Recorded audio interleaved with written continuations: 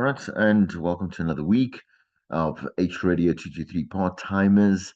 Dan, I don't know what to say to you. I hope you are feeling well. We're coming up to submission week, and so yeah, no, that is next week. Yeah, okay. Well, work hard, right, and submit hard and submit well, so that we know you can check off another assignment and have some great marks there entering the summative, and then we're poof like right there, man. End of the year. How fantastic is that? All right. So let's just get into the lesson. It's going to be quite short in terms of the theoretics. We are still continuing with 4 of 9 of promotions in the queue, and that is coming from Cullinan and Nash's Next Level Radio book. That's chapter 6.2 Radio Promotions, page 216 and 218. If you want to, please, and not if you want to. Actually, you should follow along. I have 2 videos that I've picked out around promotions and about advertising that are going to be your added value or extra material that we're going to have a look at today, and then yeah, let's get into the lesson itself. All right, okay. If there are any questions, always know, and if you just reach out on WhatsApp, I'm always there, as I've been telling you the entire year, and as you have been doing for any questions that you do have, specifically sidebar or for the formative three that is coming up. Don't go blindly, please. Just don't go blindly into. I've got like you can hear almost I have a Monday mood, right? Please just do not go into that assignment blindly. If you feel like you are confused about something, man, just ask, all right? And let's clear it up. Okay, let's get back into the lesson. Radio promotions.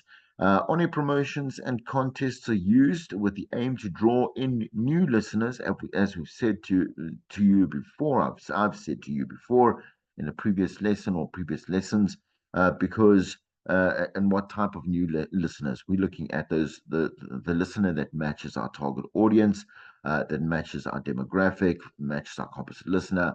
So we're not, again, once again, not to repeat myself, but I'm going to, but not to draw different types of listeners from different stations makes no absolute sense, right?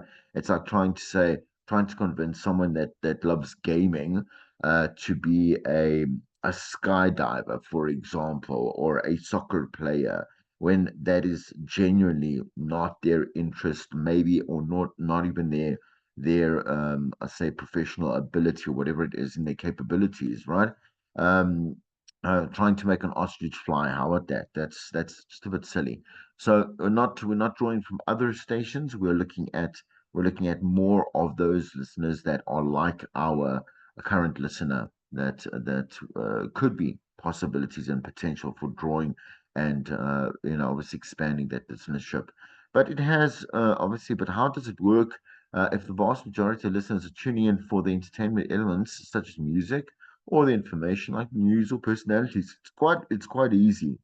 Again, to answer that question, promotions are rewards.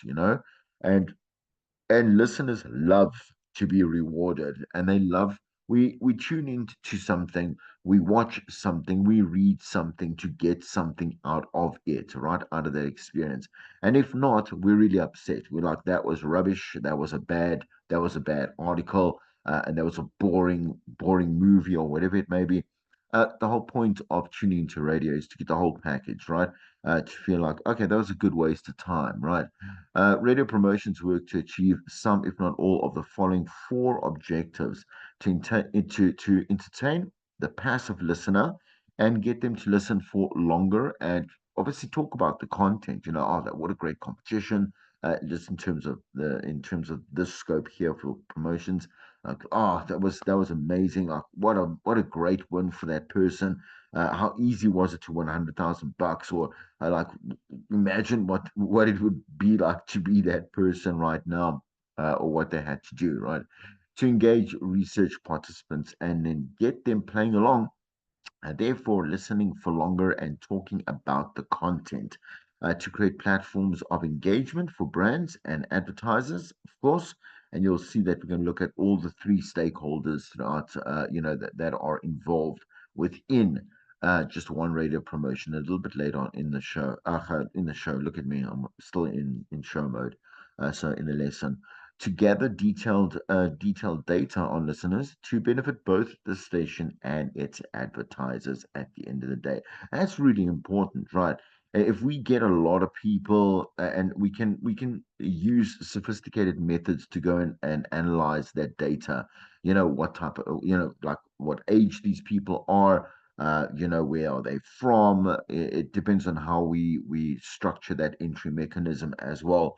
What are the moments, or what are the day parts, for example, that they are most interactive with the station regarding this, or let's say which parts of the competitions, throughout the, let's say, the execution period. So maybe it's 3 weeks long. Like, where was the most interest, happening, or maybe where it dropped, for example. We can start and doing some data analytics and look at knowledge management at the end of the day to improve our station, our product, that much more better. Okay. All right. The second way promotions work is by capturing the attention of the most important type of listener, who is the passive listener, the listener that doesn't take part, that is enjoying the station, not from afar. That's unfair. Like, it's just that they're not sending texts, they're not entering the competition, they're not the ones that are calling in, and that is it. That is basically almost every one of us that listen to a station. In the big 90% and upwards is where we find this particular statistic. I'm saying the number of passive listeners per station is always there. And they are more important. It's really the more important listener out of them all. All right, okay. And there's only two types: listener, active and a passive listener, right? But then maybe a potential listener who doesn't really have any, how can I say, what's the word I'm looking for? Holding within the current, like anything that's happening currently, only in the future, right? Okay. Anyway, all right. The third way promotions work is by benefiting advertisers, and this is just as important as the listener. So one does not trump the other one. Promotions and contests are often sold to advertisers as they can offer brands the following benefits. Number one, great on-air audience participation, which builds obviously brand awareness. You can imagine, again, once if you're having a great experience on air, and yes, it is the only like it is that only one solitary um, listener that might be doing, like, participating at a single moment at any one given time. But remember, also the passive listener is also getting something out of it, and also um, making the connection that's, between obviously brand and audience, or brand and promotion, or obviously brand and service, whatever it may be, right? So it sinks into our mind. Advertising is all about subliminal messages, right? And the effect that they have on what it is that we want to, or what we need within our lives, right? Embedded brand messaging. There we go. In radio editorials, okay, various engaging ways to highlight new products, right? Good communication of short-term objectives. If you can see that, sorry, my I've got mass sinuses today. It's completely distracting me. But yeah, let me not try stumble as much. Good communication of short-term objectives, creation of strong positive brand association, and listeners that can be directed to a point of purchase. Right. So if we look at all these points, every single one of these particular, like I say, um, points that are listed here are ways that the brand itself, the product or service, are going to make more money. That's the biggest thing. That's what they care about. They don't care about the necessary awareness. It's awareness for the fact that someone will know about their product or service and then go and obviously use it. Right?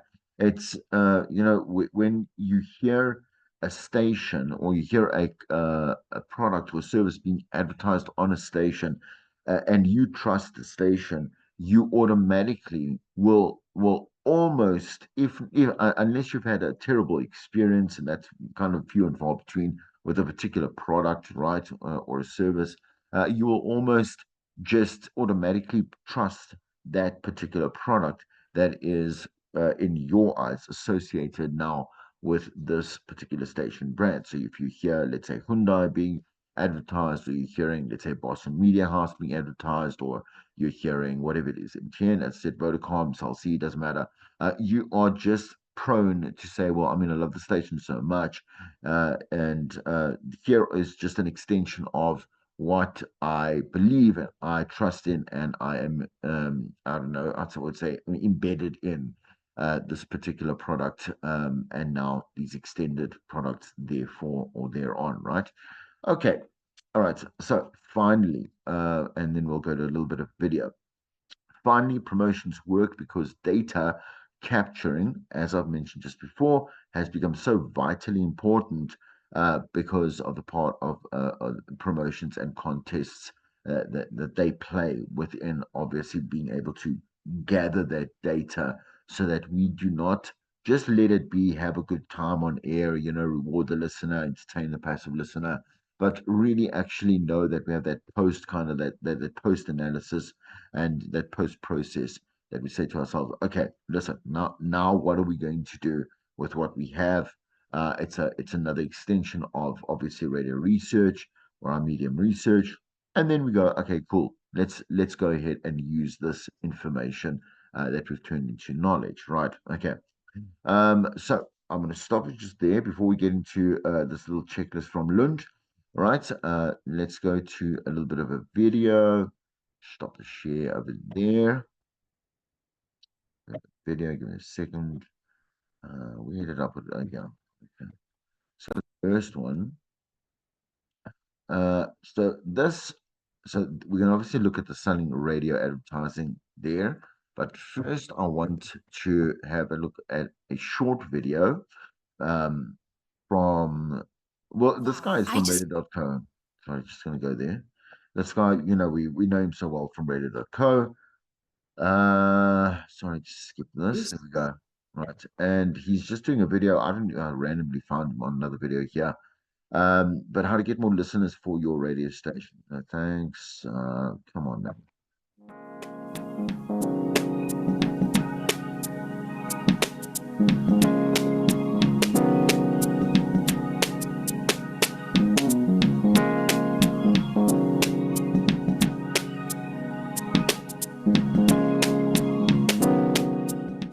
Hi guys, James here, client manager at wavestreaming.com. Hope you're doing very well. We're just outside our office today, making a little video for you to help you with making it easy for people to listen. Now, you wouldn't believe the amount of radio stations I see making this mistake time and time again. It's not your fault, if you're getting started in internet radio and you're not really sure how to make it effective, make your website effective for people to actually tune in. So really what I wanted to do today is just kind of give you a few pointers and show you how the experts do it, and show you that some of the mistakes actually I see, especially new radio stations, making time and time again. And these are incredibly simple. It's really kind of straightforward stuff. You might be thinking, well, I've done all this stuff already, in which case, that's great. You're going along the right lines. Whereas if you may be thinking, no, I haven't done this stuff. This didn't occur to me. Is this really that important? Well, yes, it is that important. And just go and implement it. It'll only take a few minutes of your time, and it's really straightforward, and I guarantee you it will pull in a whole bunch of extra listeners, and it will just make it that much bit better for people to listen in, and make you improve your website just that little bit. So let's just go and sit down here, and I'll just talk you through the things that I'm talking about.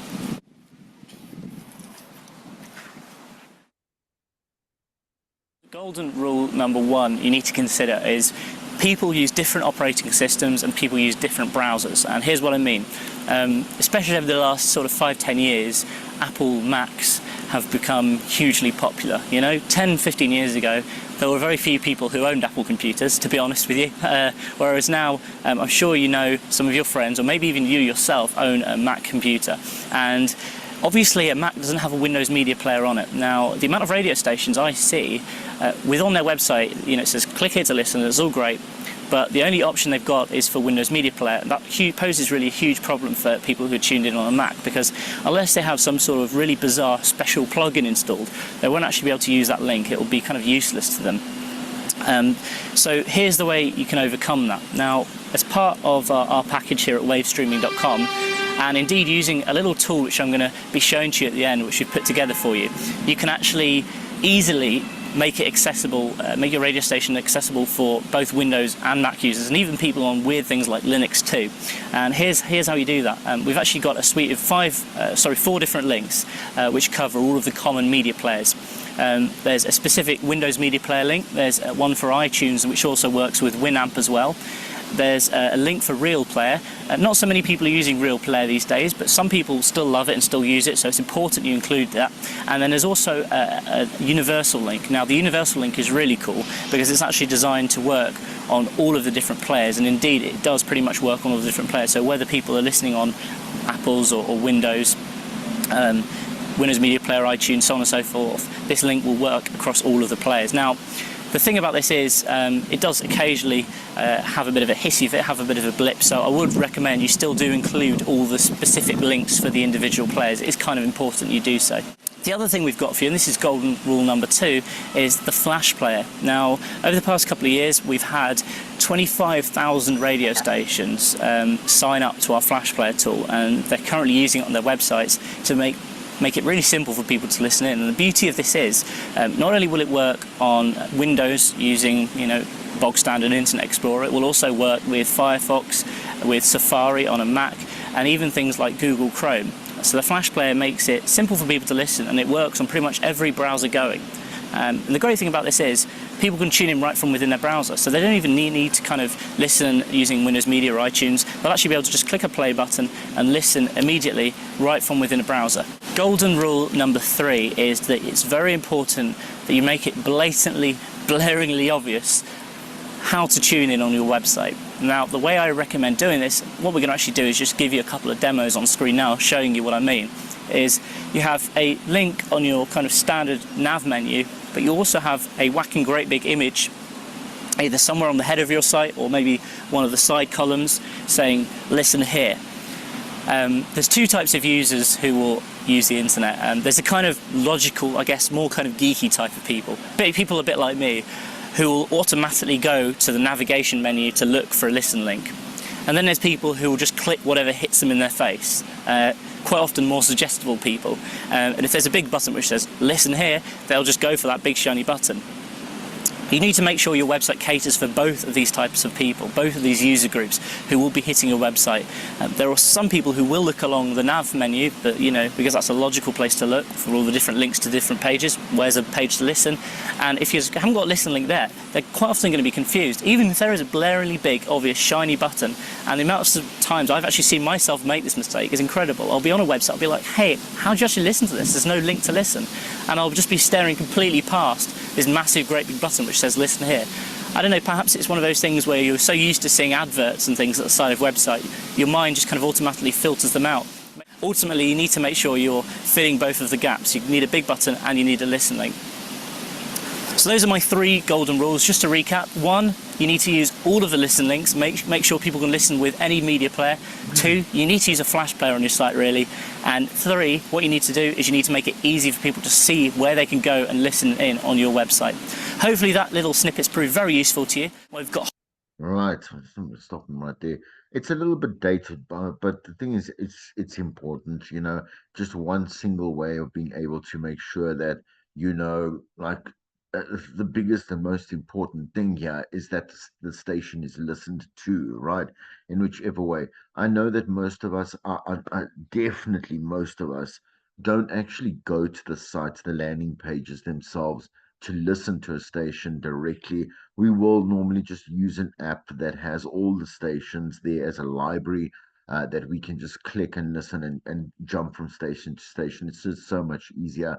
But the importance of a landing page itself, and the fact that the station needs to be like that little button that he talks about, which you can see that this is a bit dated, but it's fine.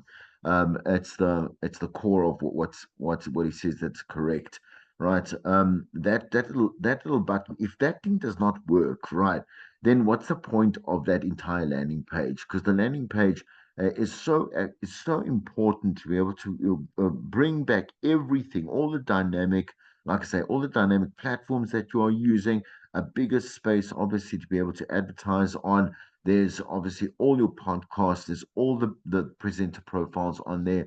There's links to the different departments as well. The landing page is super, super, super important for any business, never mind a radio station, for any business, right?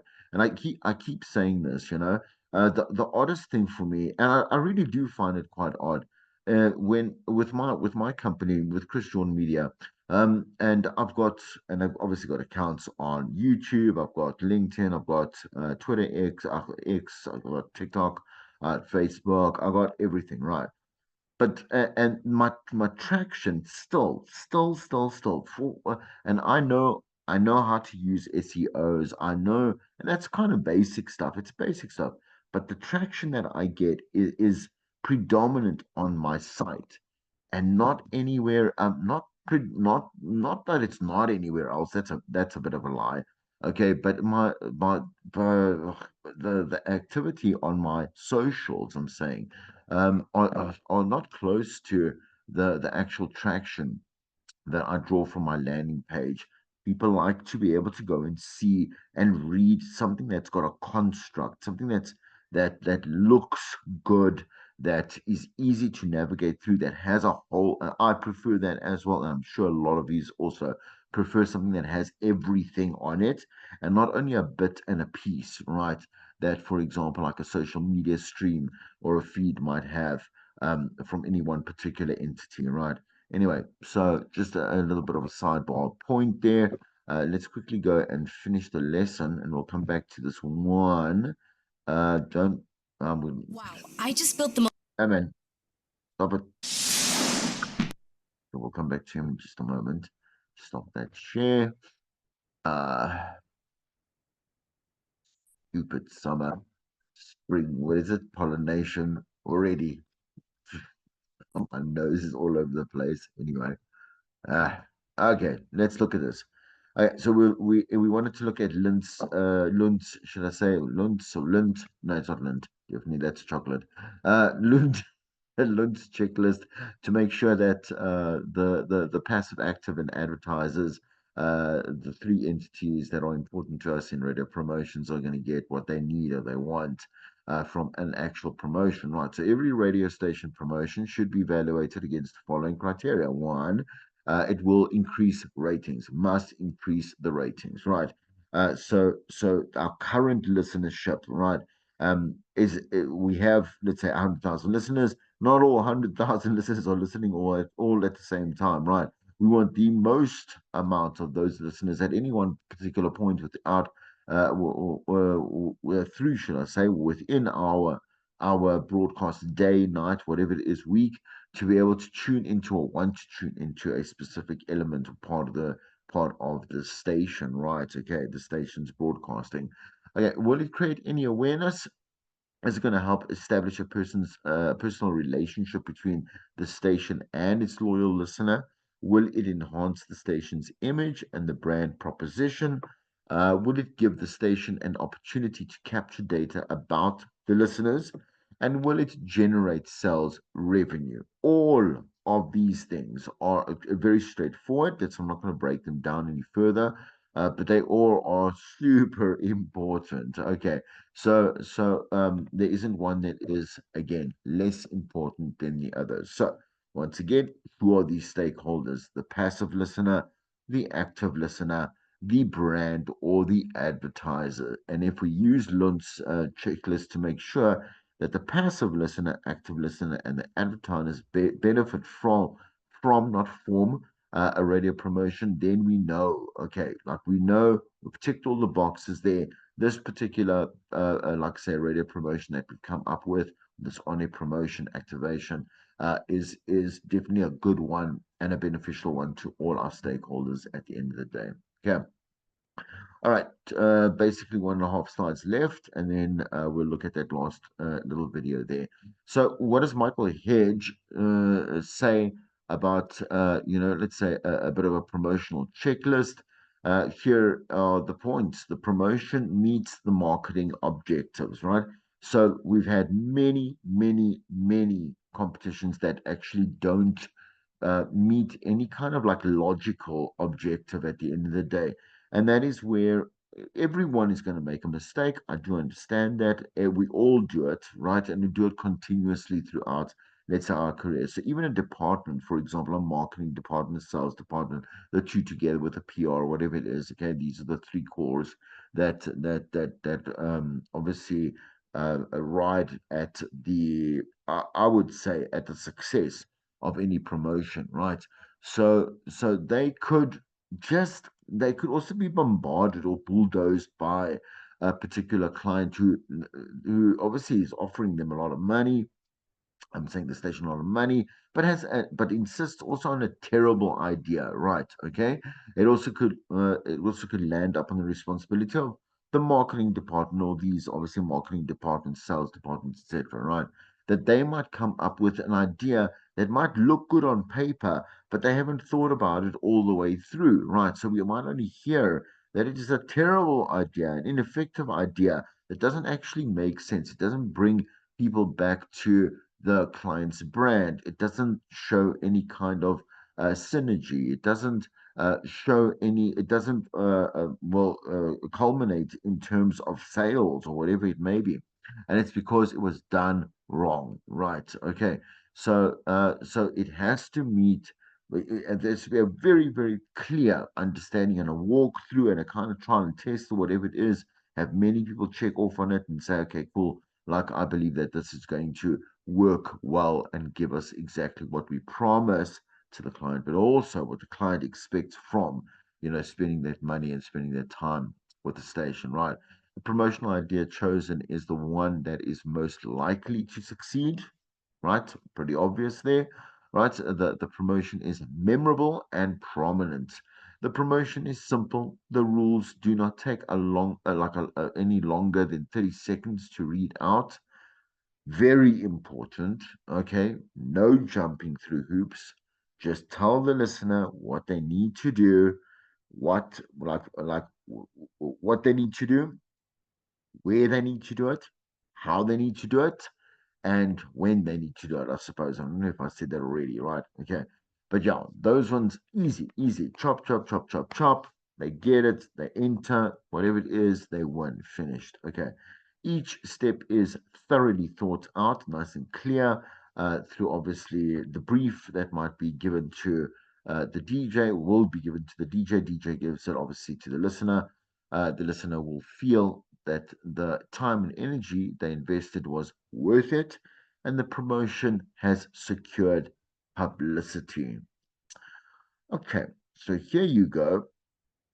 End of the lesson here. Let's listen to the audio examples of well thought out and executed. I'm gonna, if there is audio, I never enjoy sharing more written stuff, right? If there is some audio here, let's listen to some of those. Before we go into that,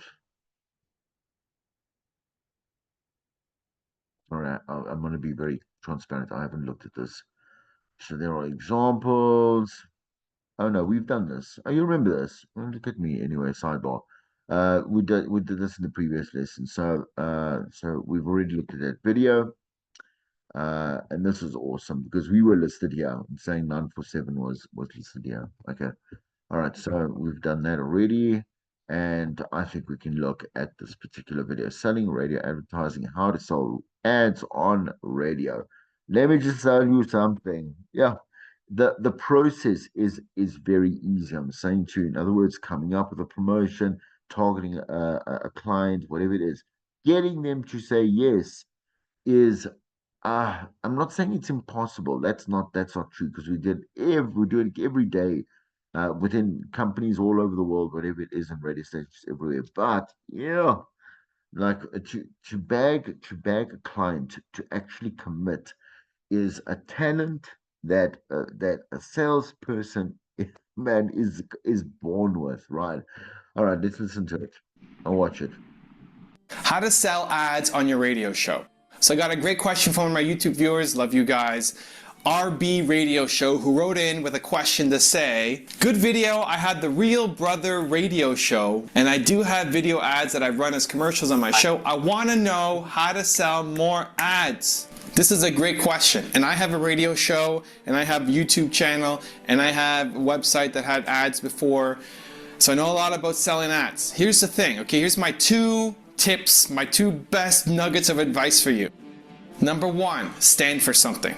It has to be really clear what you stand for and who you're selling to.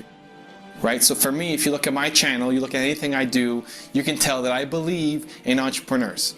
So if you are selling something that relates to entrepreneurs and you want to connect with somebody who knows entrepreneurs, I'm the guy to talk to. I'm one of the best people in the world to talk to. If you're going to sell anything else, I'm not the guy to talk to. Right? There's only a handful of companies. If you look at how many companies there are in the world, there's only a small percentage who care about entrepreneurs. And those guys come to me because they know that I help entrepreneurs. If you're selling plants, if you're selling makeup, if you're selling statues, if you're selling cars, all this other stuff, I can't help you. And I'll tell that to people. Like if you are not selling to entrepreneurs, there's no point in working together because I'm not going to get results for you. So it has to be really clear who you're helping. Who is your target market, right? And if you're pitching somebody, or if you are even writing to me, right? You're telling me about your show. What is the Real Brother show all about? Who do you serve? Who's your audience? Right? That should ooze out of everything that you do. Make it super clear so then I can even talk about you and I can refer somebody to you. If I know you're looking for a certain market and I run across somebody, I can say, hey, you gotta listen to this show. That's a great show. Check it out. Right? Make it easy for people to talk about you. So that's number 1, stand for something. Number 2 is a little tougher to swallow. Number 2 is make your show better. Here's the thing, okay? I never go out and sell anything. I don't sell any advertiser on anything. And yet I've worked with the biggest brands in the industry for my industry. I work with American Express and Google and Microsoft and Dell and major banks and major telcos. I've worked with all of these companies, but I've never reached out to get a sale. Here's the reason why, okay? This is really important. It's their job to know what's happening in the markets that they're selling. So if I'm working with American Express, there are people who are at American Express whose job it is to know what's happening in the entrepreneurial market, right? They are actively looking for people who are influencers, who are getting an audience, who are building traction. That happens when you build a great show. You have to have people coming away from your show saying, that was the greatest show I ever heard. That show was for me. I can't wait to listen in next week and tell all my friends about it. Right? If somebody's listening to my show, I want them to say, that was a great show. And anytime I meet an entrepreneur, I'm going to tell them about that show. Right? That's what happens with some of these videos, right? You like the videos, you comment, you share it. It builds traction, it builds momentum. That's how people find me. I just came back from speaking in Malaysia. I had a keynote speech. It was about social media for entrepreneurs. I don't know anybody in Malaysia. I have no connections there. I've never been there. How did it happen? They found my videos on YouTube and said, wow, we need to bring this guy to our event. That's how it happens, because my videos now are good enough. My show is pretty good. I'm still working on it. I like it. There's still things to improve on it. Right? So your show has to be better. Your show has to be at the point where people can't wait to call in, can't wait to listen to the show next week, can't wait to tell their friends about tuning into this thing. And if you get that momentum going, then the advertisers will come. And you don't have to worry about selling them on anything, because they're pre-sold to say, this is the guy who you have to go to reach this certain community.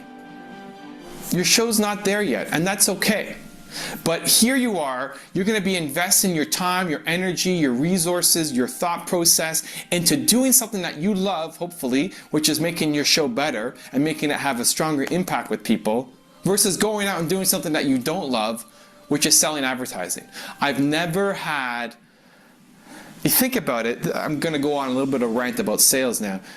You think about sales, right? You think about following up with people, and you're calling people and following up and following up and following. I don't do that, okay? I don't follow up with anybody.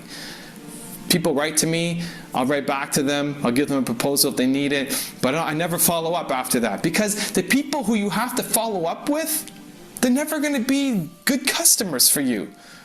Think about the people who keep following up with you, right? Somebody's trying to get you to buy a car or insurance or whatever it is, and they follow up and they follow up and they follow up and they follow up. Are you ever happy with that person? No, right? Like the guys, they're going to be companies who love what you do, who say, this guy's the best at what he does, he's an expert, he helps me reach my audience, I need to work with him. And there can be other companies who just don't quite get what you do, and you have to sell them and convince them and follow up with them. Who's going to be a better customer? And who's going to take more of your time talking to? Right? So instead of wasting your time on the guys who don't get it, who you have to follow up with constantly, spend it on the guys who love what you do and create a product, create a service, create a show that people can fall in love with. Make your show better, and you'll get a bigger audience, you'll feel more fulfilled, and you'll get advertising dollars to follow. I know he is quite annoying. Yeah, okay. But all right, not everyone can be likable. All right, but he does say very important things, specifically also about making the product something that is like it's a draw to attention, right? It's a magnetic product, right? So it just like it attracts clients that will come to the station and say, okay, like I'd love to do something with with this particular show, this particular product, this particular DJ. What can I do? Give me some ideas, that just so that I can be part of that as well. That's all, and that for me, I believe that's also a better, obviously a better approach. And like if you have a really great product, you can't. Well, if you let's look at the complete obvious, the polar opposite. If you have a really like rubbish product, what are you going to convince? Who's going to buy into that? You understand? You can't do that. The product first needs to be something great, something that's stable, something that's not all over the place, something with great content, something with great presenters, good listeners, sure, obviously, like loyal listeners, sure, but the fact that we can see, touch, and feel those listeners and that they love it or whatever it is, these are things that convince a client to say, yeah, sure, spending money with this station, that's going to be worth my while. All right, I'm going to leave it at that one over there. I'll see you in the next one. Let me just stop the recording.